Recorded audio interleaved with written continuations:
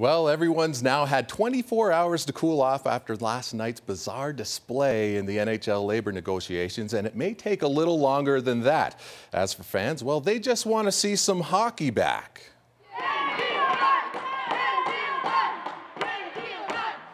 A group of NHLers went to the Winsport Arenas today, disappointed that a deal couldn't be reached. Of course, they were also optimistic, thinking a deal was just around the corner. Of course, that wasn't the case, and now they're left wondering if and when the puck will drop on this NHL season.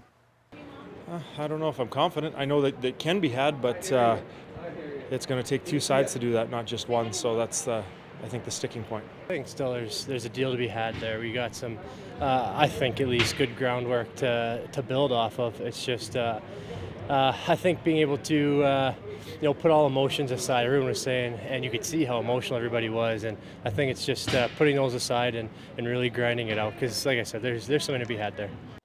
And no word on when the two sides will meet again just yet.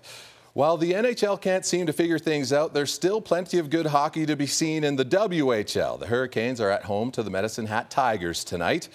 The Canes are in the midst of a 6-game homestand. They're coming off a big 6-2 win over the Oil Kings and are looking to make it 2 straight against the Tigers. Medicine Hat are riding a 2-game win streak of their own and will be looking to inch closer to the 500 mark. Canadian Junior Camp invitee Hunter Shinkaruk is one of the big players to watch. The Tigers forward has 39 points in just 27 games. Canada will face the United States in the final of the World Sledge Hockey Challenge tomorrow. That after Canada's easy victory over Japan in the semifinals late last night. It was Canada in the first period. 17-1 were the shots on goal. Canada even had a penalty shot, but Brad Bowden didn't turn the red light on. Here's the lone save that Benoit Saint-Amand had to make in the opening period.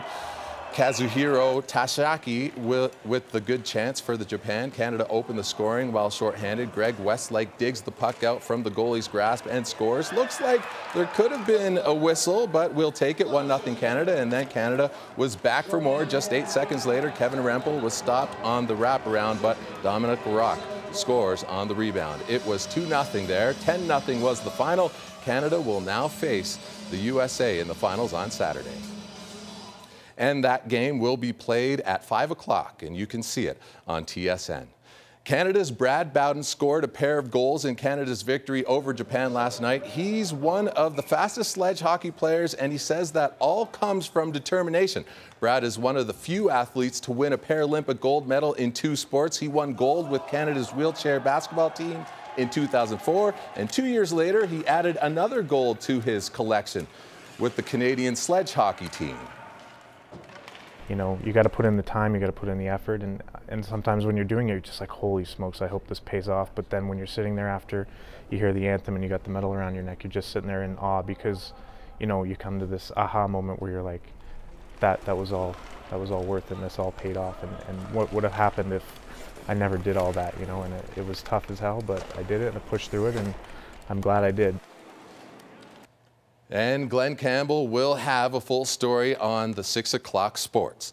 The National Finals Rodeo got underway last night in Las Vegas, Nanton, Alberta's Lindsay Sears is the only Canadian competing down there. Sears finished 14th in the barrel racing with a time of 18.99 seconds.